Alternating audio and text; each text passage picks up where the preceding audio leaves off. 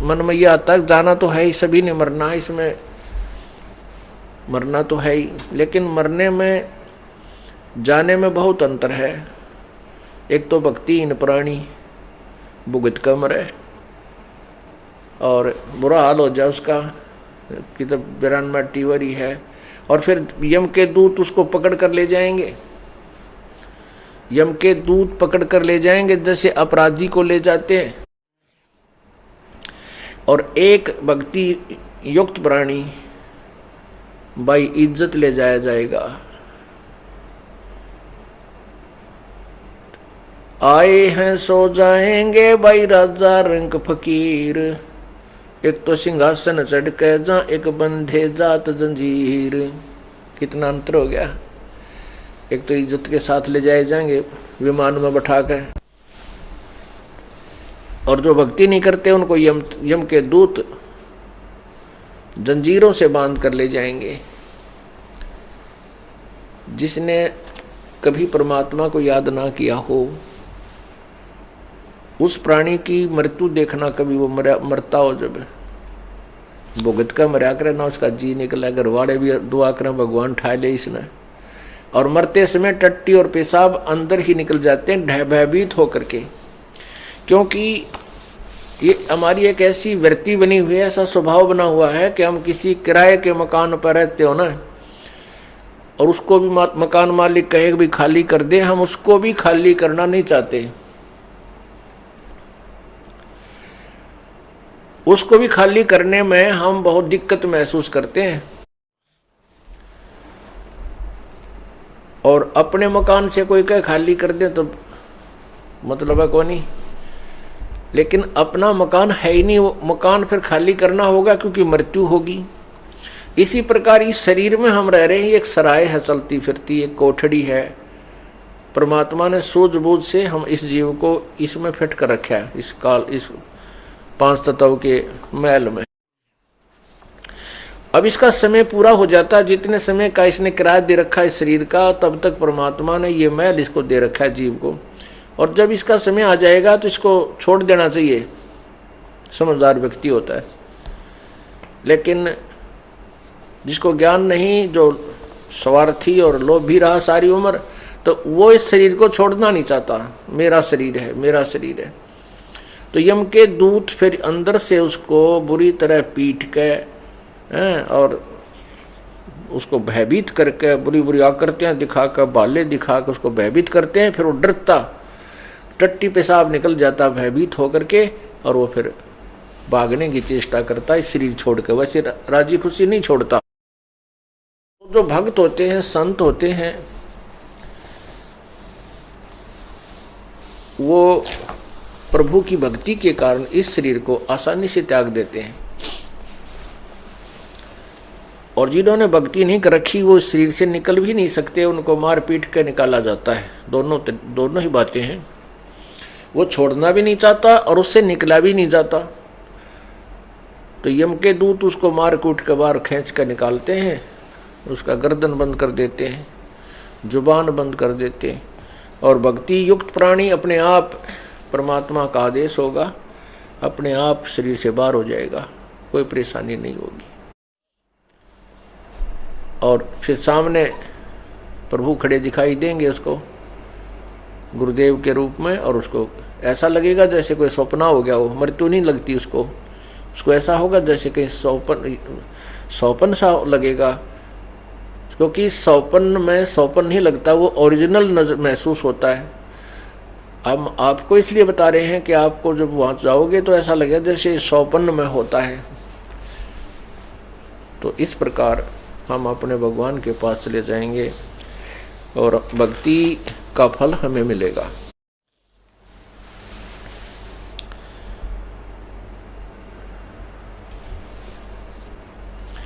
कबीरा कहाँ गर्बियो ये ऊंचा देख आवास, काल पड़े भूमि लेटना तेरे ऊपर जम घास।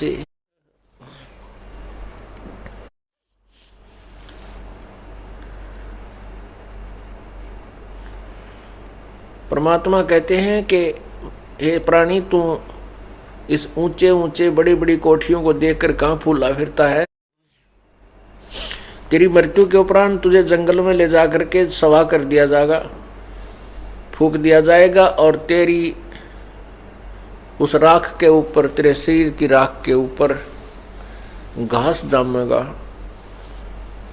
और फिर उसके ऊपर के डांगर अंडा करेंगे, पशु फिरा करेंगे तेरे शरीर के ऊपर के।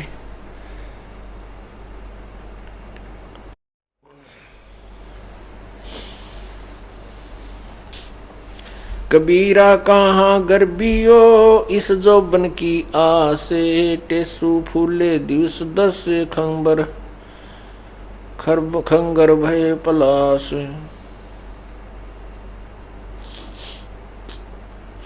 कबीरा कहाँ गर्बियो ये देही देख सुरंगे, बिछड़बो मिलसी नहीं जो कैचुली भोजंगे। कहती सुंदर शरीर ने देखकर कहाँ फूला फिर रहा है, एक बार ये छूट गया, मृत्यु होगी तो दोबारा नहीं इसमें प्रवेश हो पाएगा। जैसे सर्प कांचली छोड़ जाता है ऐसे तो इस शरीर को त्याग कर चले जाएगा, इसमें पुनः प्रवेश नहीं कर पाएगा।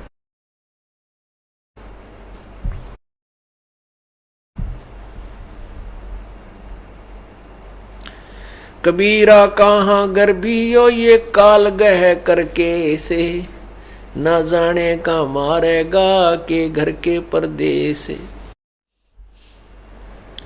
परमात्मा कहते हैं या तो भक्ति कर ले, परमात्मा मेरी शरण में आ जा, नहीं तो यू काल तेरी ब्रांड में टिक करके मारेगा। ना मेरा किधर एक्सीडेंट में दूसरे देश में यानी अपने घर से बाहर, और ना मेरा किधर घर में हार्ट अटैक हो जाएगा और बीमारी हो जाए। ये तेरी दुर्गति रखता है, इसलिए प्रभु कहते हैं हमारी शरण में आ जा। कबीरा ये ऐसा संसार है जैसा संबल फूले, दिन दस के व्यवहार को झूठे रंग न भूले। पाकी खेती देख करे गरबे कहाँ किसान, अब हो अज हो झोला बहुत है घर आले तब जान। परमात्मा हमें हर तरह से सतर्क करते हैं, कहते हैं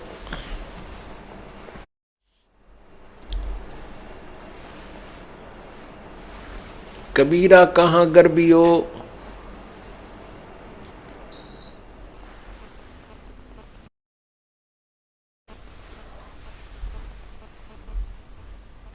कबीर ऐसा ये संसार है जैसा संबल फूल। कहते हैं सुअ संबल से या और लागे डोडे ढूंढ।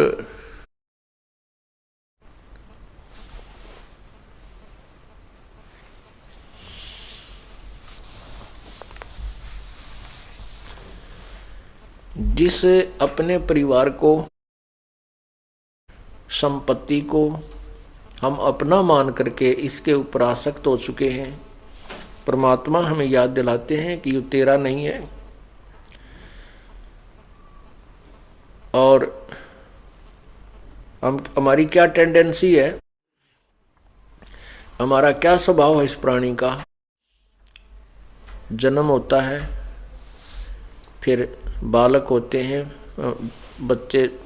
बचपन होता है, फिर कोई शिक्षा ग्रहण करते हैं, युवा हो जाते हैं, शादी हो जाती है, अपने अपने व्यवसाय जैसा भी उनका संस्कार है उसमें हम लग जाते हैं।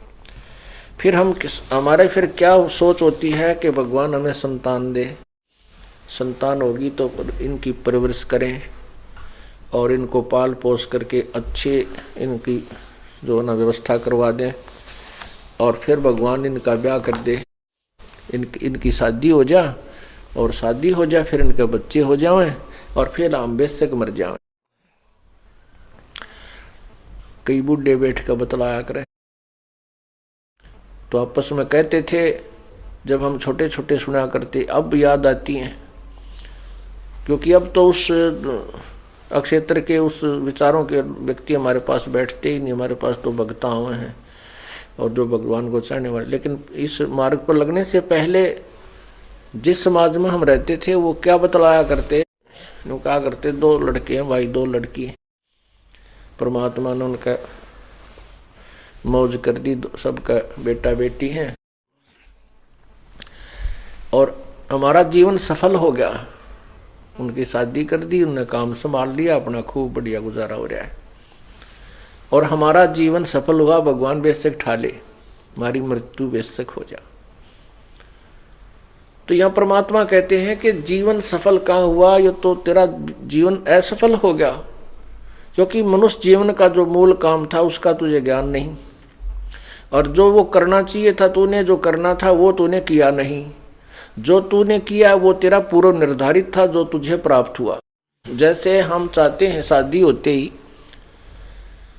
एक ऐसी वृत्ति बनी हुई है समाज की इस काल प्रेरणा से कि सबसे पहले हम लड़का होने की उम्मीद करते हैं कि जब शादी हो जाए तो हम ये सोचते हैं परमात्मा एक लड़का हो, पर पहला ही, फिर चाहे बेशक बेटी हो जा। वैसे तो अब तो बुद्धिमान समाज हो गया है, बेटी और बेटी में कोई अंतर नहीं होना चाहिए। ये तो काल का जाल है हमें परेशान करने के लिए और अननेसेसरी जो हरासमेंट करने के लिए। लड़के के लिए उम्मीद की थी लेकिन लड़की होगी, फिर ये सोचते हैं परमात्मा दूसरा तो लड़का हो ही हो, दूसरी भी लड़की होगी। फिर अर्ज करते हैं परमात्मा, ये कहता है एक लड़का होना चाहिए, तीसरी भी लड़की होगी, चौथी भी लड़की होगी। तो कहने का भाव ये है, ना तो हमारा चाहा हुआ और ना हमारा किया हुआ, केवल वही हुआ जो हमारे भाग में लिखा था, वही हमें मिला, वही बेटे मिले, उतनी बेटी मिली, उतनी संपत्ति मिलेगी और उतनी ही मिली।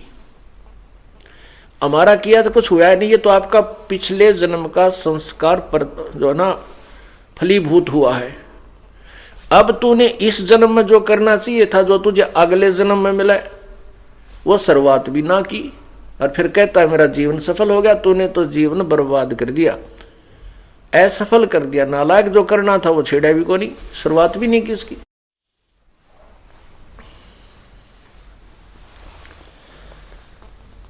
तो यहां याद दिलाते हैं परमात्मा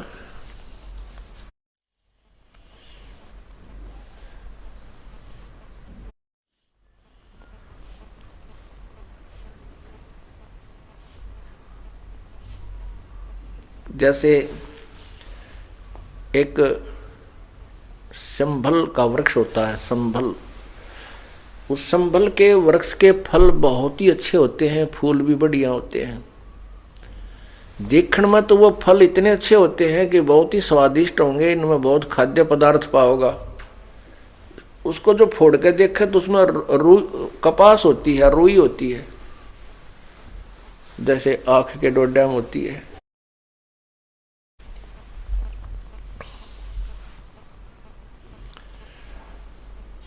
एक तोता पक्षी होता है, वो तोता पक्षी जो है ना पके हुए फलों को खाता है, और जब वो संभल का वृक्ष बड़ा होता है तो उसको तोता उस पर आस रखता है कि ये वृक्ष बड़ा होगा, इसका फल लगेंगे। 10-12 वर्ष में वो संभल का वृक्ष बड़ा हुआ, फल लगने लगे। जब फल लगने लगे तो तोते ने सोचा फल पक गया, इसको खा ले तू। संभल के फल को खाने के उद्देश्य से, पके हुए फल को खाने के उद्देश्य से तोते ने चोंच मारी आछी दबा के, और वो चोंच मारते ही रुई उसके मुंह में फंस गई चोंच में। अब उसने सोचा था आनंद लूंगा, फल मीठा फल पाओगा, खाऊंगा, और वह चोंच फंस गई उसकी चोंच में, उसने वह रुई फंस गई उसकी चोंच में, जान बचानी मुश्किल होगी। अब हमें क्या बताते हैं परमात्मा कि जिस परिवार की पोषण में इस परिवार रूपी तूने जो पेड़ लाया है, इसके आस में ये सोचता है ये बुजुर्ग, ये व्यक्ति के बुढ़ापे में मन मौज हो जाएगी, बच्चा ने पाल पोष दूंगा, इनकी ब्याह शादी कर दूंगा और फिर मेरे आराम से ठाठते रहूंगा। बुढ़ापे में तो रह लिया ठाठते, तेरा जिए जानेगा जैसा तू ठाठते रहेगा। तो ये पहले याद दिलाई जाती है कि बुढ़ापे में कोई सुख का सांस तो नहीं ले सकता, ना तू दान कर सकता, क्योंकि बच्चे सारी संपत्ति पर गिंडली मार के बैठ जाएंगे सांप की तरह, एक चौने नहीं देंगे, मांग के लेनी पड़ेगी, वो भी राजी हो गए दे देंगे, ना नहीं देंगे। और ना फिर तो किधर सफर कर दोगा बुढ़ापे में, भाई सत्संग सुन चला जा, समस्या बहुत आ जाएंगी, कदे कड़े दुख है, कदे सिर दुख है, कदे जाड़ पड़वानी, कदे आंख पड़वानी, कदे बीपी हाई, कभी लो, क्यों बुढ़ापे में शरीर कम वीक हो जाता है। इसका तो सीमा दे रखी है भगवान ने, इतने समय के बाद इसमें स्थिति परिवर्तन आएगा ही आएगा। तो परमात्मा हमें याद दिलाते हैं कि तू पहले कर जो करना है, ऋण, भक्ति और दान, ये तीनों काम जवान। फिर भी जो बुजुर्ग हैं, बूढ़े हैं, पुण्यात्मा हैं, यदि परमात्मा के नाम पर लग जाएंगे तो परमात्मा धीरे धीरे उसका रास्ता खोलेगा,